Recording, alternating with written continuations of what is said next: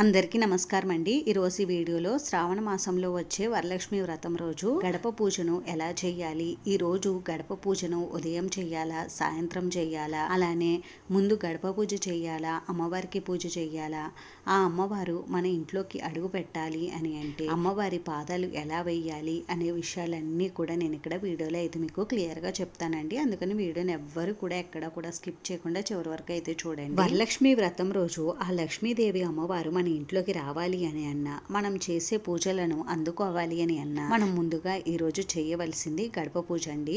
ఈ రోజున గడపను అందంగా అలంకరించి ద్వారలక్ష్మిని పూజించినట్లయితే ఆ అమ్మవారు ఎంతగానో సంతోషించి మన ఇంట్లోకి అయితే అడుగు పెడతారు. వరలక్ష్మి వ్రతం అనే కాదండి, ఆ అమ్మవారు మన ఇంట్లోకి ప్రవేశించాలి అని అంటే మన గడప ఎప్పుడూ కూడా పచ్చగా నిండుగా కలకల్లాడుతూ అయితే ఉండాలి. అప్పుడే ఆ అమ్మవారు మన ఇంట్లోకి అయితే ప్రవేశిస్తారు. ఈ రోజున మనం అమ్మవారికి గడప దగ్గర నుండే ఆహ్వానం అనేది పలకాలండి. ఆ అమ్మవారు మన గుమ్మం ముందుకు వచ్చినప్పుడు మన గడపను చూసే మన ఇంట్లోకి అయితే ప్రవేశిస్తారు. అందుకని మనం ఈ రోజున ముందుగా గడపకు పూజ అయితే చేసుకోవాలి. ముందుగా ద్వారలక్ష్మి పూజను చేసుకున్న తర్వాతే మనం అమ్మవారికి పూజను అయితే నిర్వహించుకోవాలి. ఈ గడప పూజను కూడా మనం సూర్యోదయం కంటే ముందుగానే చేసుకోవాలండి. ఒకవేళ మీకు ఈ రోజున ఎర్లీగా ఈ పూజను చేసుకోవడం కుదరకపోతే ఉదయం 7 గంటల లోపే మీరు గడప పూజ అనేది నిర్వహించుకోండి. ఒకవేళ మీకు ఈ రోజున గడప పూజ చేసుకోవడానికి కుదరకపోతే ఉదయం వేళల్లో సాయంత్రమైనా మీరు ద్వారలక్ష్మి పూజను చేసుకోవచ్చండి. ఉదయం ద్వారలక్ష్మి పూజ చేసుకోవడం కుదరలేని వారు మీరు గడపకి పసుపు రాసి బియ్యం పిండి కుంకుమతో అందమైన బొట్లు అనేవి పెట్టుకుని గడపను అందంగా అయితే అలంకరించుకోండి. అలాగే గడపను మామిడి తోరణాలతోటి అందమైనటువంటి ముగ్గులతోటి అందంగా అయితే అలంకరించుకోండి. ఎందుకంటే మనం పూజ చేయకపోయినా గడప నిండుగా పచ్చగా ఉండాలి కదండి. ఎందుకంటే మనం ఈరోజు వ్రతం చేస్తాం కాబట్టి మనం గడపకు పసుపు రాసి కుంకుమ బియ్యం పిండితో బొట్లు అనేవి పెట్టుకోండి. మనం గడప పూజను నిర్వహించుకోవడానికి ముందుగా గడపను అయితే క్లీన్ చేసుకోవాలండి. అయితే గడపను ఎప్పుడు క్లీన్ చేసుకోవాలి అని అంటే మనం శుక్రవారం రోజు గడపను శుభ్రం చేసుకోకూడదండి. అంటే తడిబట్ట పెట్టడం కడగడం లాంటివి చేయకూడదు. వరలక్ష్మి వ్రతం పూజ కోసం మనం గడపను గురువారం రోజు మాత్రమే శుభ్రం చేసుకోవాలండి. మీరు లక్ష్మీవారం రోజే గడపకు పసుపు రాసి బియ్య పిండి కుంకుమతో బొట్లు కూడా పెట్టుకుని గడపను అందంగా అలంకరించుకోవచ్చండి. అంటే మనకి శుక్రవారం రోజు పనులు అనేవి తొందరగా అవ్వవు కదండి. అందుకని ముందుగానే మనం గడపను అలంకరించుకుని పెట్టుకోవచ్చు. అయితే మనం శుక్రవారం రోజు గడపకు పసుపు రాసి బియ్య పిండి కుంకుమతో బొట్లు అయితే పెట్టుకోవచ్చండి. గడపను ఒక్కటే క్లీన్ చేయకూడదు. మనకి శుక్రవారం ఉదయమే గడపకు పసుపు రాసి బొట్లు పెట్టడం అనేది కొద్దిగా లేట్ అవుతుంది కాబట్టి మనం గురువారం రోజే గడపను కుంకుమ బియ్య పిండి ముగ్గులతో అందంగా అలంకరించుకోవచ్చండి. మనం ద్వారలక్ష్మి పూజ చేసుకోవడానికి ముందుగా గడపనైతే శుభ్రం చేసుకోవాలండి. మనం గడపకు ముందు పెట్టుకున్నటువంటి బియ్య పిండి కుంకుమ బొట్లన్నీ కూడా ఏదైనా క్లాత్తో తుడిచేసుకుని వాటిని ఎవరు తొక్కని ప్లేస్ లో అయితే వేసేయాలండి. ఆ తర్వాత గడపను వాటర్తో కానీ తడిబట్టతో కానీ క్లీన్ చేసుకోవాలి. ఆ తర్వాత గడపకు పసుపు రాసుకోవాలండి. మనం పసుపుని రాసేటప్పుడు గడపకి ఎక్కడా కూడా మచ్చలు లేకుండా నిండుగా అయితే రాసుకోవాలండి. అయితే మా గడపలకి పెయింట్ వేయించుకున్నామండి, ఇంకా పసుపు రాయక్కర్లేదు కదా అని చాలా మందికి డౌట్ అయితే ఉంటుందండి. మనం మన గడపలకి పెయింట్ ఉన్నా సరే పసుపునైతే తప్పనిసరిగా రాయాలండి. గడపకి పసుపు రాయడం వల్ల మన ఇంట్లోకి ఎటువంటి క్రిమి కీటకాలు రాకుండా ఉంటాయండి. అలాగే మన ఇంట్లోకి ఎటువంటి నెగిటివ్ ఎనర్జీ అనేది ప్రవేశించకుండా ఉంటుంది. అందుకని తప్పకుండా గడపకి పసుపునైతే రాసుకోండి. ఆ తర్వాత మీకు నచ్చిన విధంగా గడపను బియ్య పిండి కుంకుమ బొట్లతో అందంగా అలంకరించుకోండి. మనం గడప పైన ముగ్గు వేసేటప్పుడు బియ్య పిండితో మాత్రమే ముగ్గులు అనేవి వేయాలండి. అంతేకాని ముగ్గు పిండితో మాత్రం గడప పైన ముగ్గులు వేయొద్దండి. ఎందుకంటే మనం గడపను సాక్షాత్తు ఆ మహాలక్ష్మీదేవి అమ్మవారిగా భావిస్తాం కాబట్టి మనం గడప పైన ముగ్గులు వేసేటప్పుడు బియ్య పిండితో మాత్రమే వేయండి.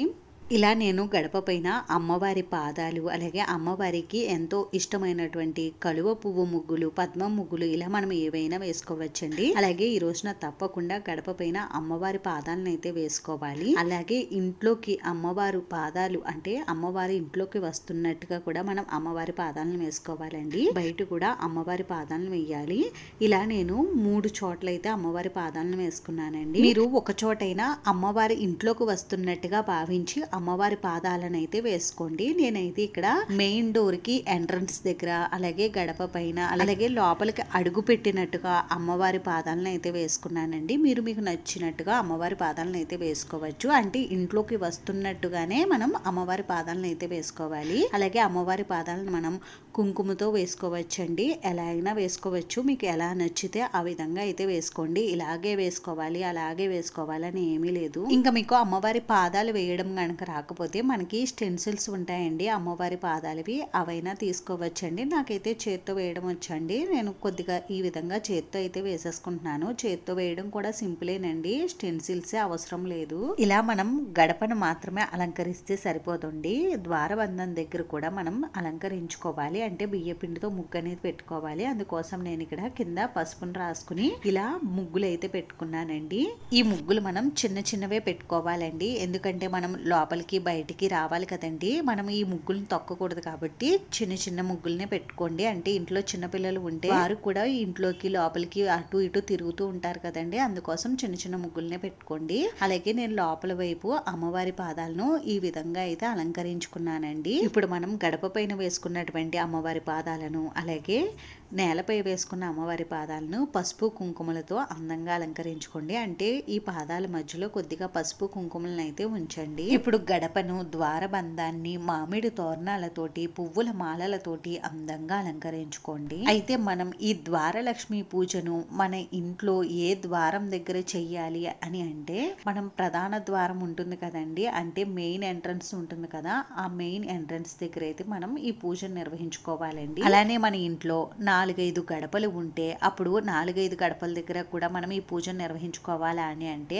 అవసరం లేదండి. మనం ప్రధాన ద్వారం దగ్గర ఈ గడప పూజను నిర్వహించుకుని మిగిలిన గడపలకు పసుపు రాసి కుంకుమ బియ్య పిండితో బొట్లనేవి పెట్టుకోండి, సరిపోతుంది. ఇప్పుడు మన దగ్గర ఉన్నటువంటి పువ్వులతో గడపను అందంగా అయితే అలంకరించుకోండి.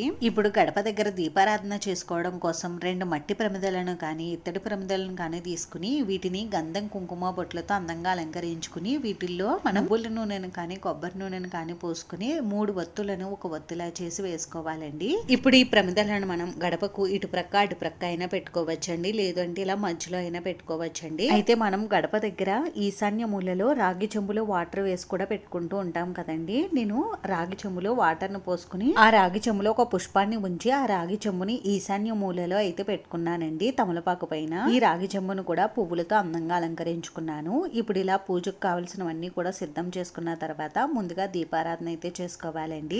దీపారాధన మనం ఏకహారతితో కానీ అగరబత్తులతో కానీ చేసుకోవాలి. వెలుగుతున్నటువంటి దీపం దగ్గర కొద్దిగా పసుపు కుంకుమ గంధం అక్షింతలు పుష్పాలను ఉంచి ఆ దీపలక్ష్మికి నమస్కారం చేసుకోవాలండి. ఇప్పుడు 2 అక్షింతలను పుష్పాలను తీసుకుని పంచపాత్రలో ఉన్న నీటిలో వేసి పుష్పంతో ఆ నీటిని కలుపుతూ గంగే యమునే చైవ గోదావరి సరస్వతి నర్మదా సింధు కావేరి జలేష్మిన్ సన్నిధం కురుమని అనుకుని ఆ నీటిని గడప పైన పూజా ద్రవ్యముల పైన మన పైన చిలకరించుకోవాలి. ఇప్పుడు గడప పైన అమ్మవారి పాదాలు వేసుకున్న చోట కొద్దిగా పసుపు కుంకుమ గంధం అక్షింతలతో గడపకు పూజ అయితే చేసుకోవాలి. ఆ తర్వాత గడప దగ్గర వేసుకున్నటువంటి అమ్మవారి పాదాల దగ్గర కూడా కొద్దిగా పసుపు కుంకుమ గంధం అక్షింతలు పువ్వులు అయితే సమర్పించాలి. ఇప్పుడు గడపకు ధూపం దీపం నైవేద్యం అయితే చూపించాలండి. నైవేద్యంగా చిన్న బెల్లం ముక్కను మీరు సమర్పించవచ్చు. అలాగే ఈ రోజున తప్పకుండా ద్వారలక్ష్మికి తాంబూలం కూడా సమర్పించాలండి.